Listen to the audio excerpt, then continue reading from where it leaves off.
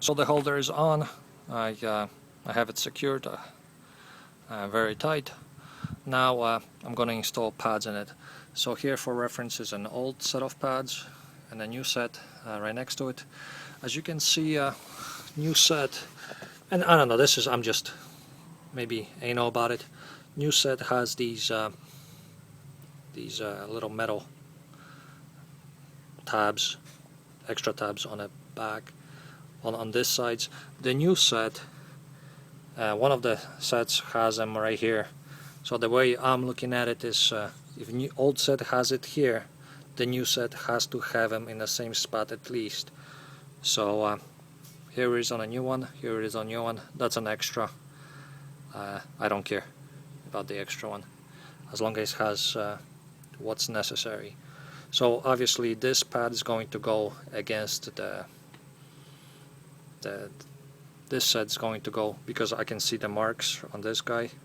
This guy is going to go against the pistons of the caliper, and this guy is going to sit towards the outside. So that's what I'm going to do. I'm going to mount them now. Let's mount this guy first. So this guy is going to the outside. It sits in here. It's got to maneuver it a little bit to get it positioned. Definitely one hand, but here we go. So here it is, it's sitting right in there. And we're gonna take the other one, same thing. I'll try to, here it is, and here it is on the top. Let me refocus the camera. Here it is on the top, and just try to get it so it snaps in.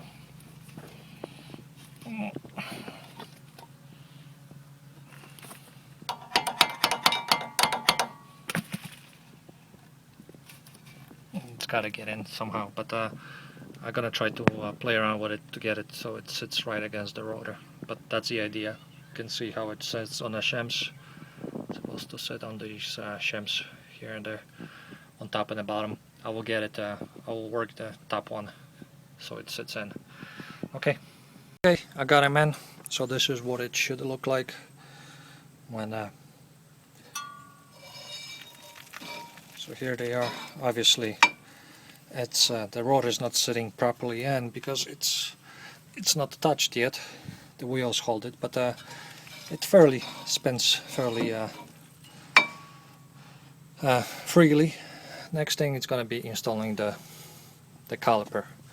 So the caliper, I'm going to take it down. Oh, shoot! First thing we got to do is compress the caliper. To do that, I'm going to take. I should have done that before. I put the spray on these things. But what I'm gonna do is take the old pad and the C-clamp. Let's get a C-clamp here.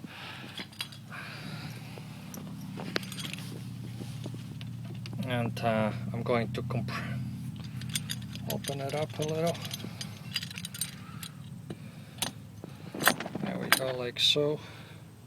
And I'm going to compress. I wish I could do 2 cylinders at a time. I don't have the right proper tool to do this. I use a C-clamp. There's another tool to do this. C-clamp will do just fine. But I'm gonna try to. I'm gonna attempt to press in these caliper cylinders in. Okay, they're in. As you can see from a side profile, they're fairly flat. So now that they will fit over the brake pads, we're gonna try to get it in. And I don't know if I can do it with one hand, but no, I can't. But the idea, where are we? I'm right here.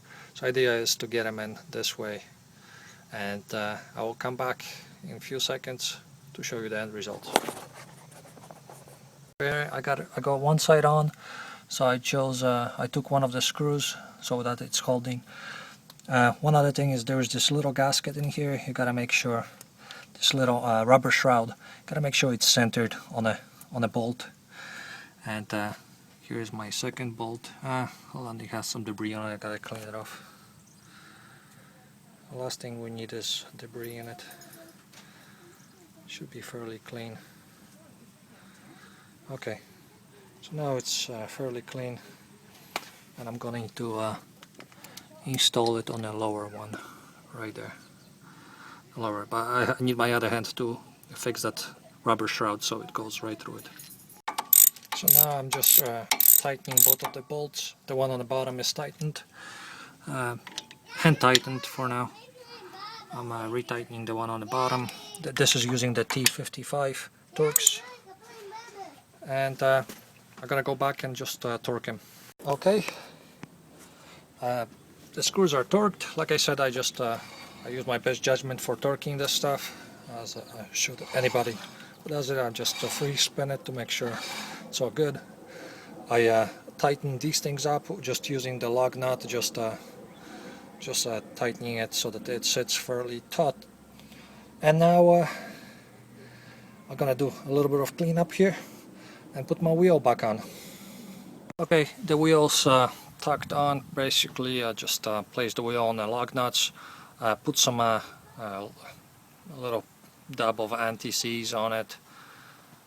It's just I like to do something like that so that when an emergency situation comes up and I don't have my air tools, I don't have to struggle too much.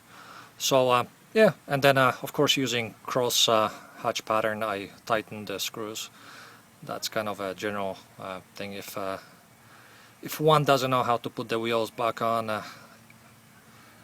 do yourself a favor and everybody else, don't do brake jobs if you don't know how to put wheels on.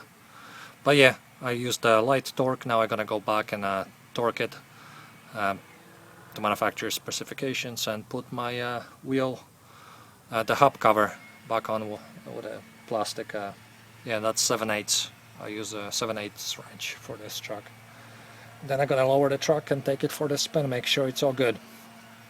Okay, that's that. Good luck, and let me know if I did anything wrong or if you do something different. Alright, good luck.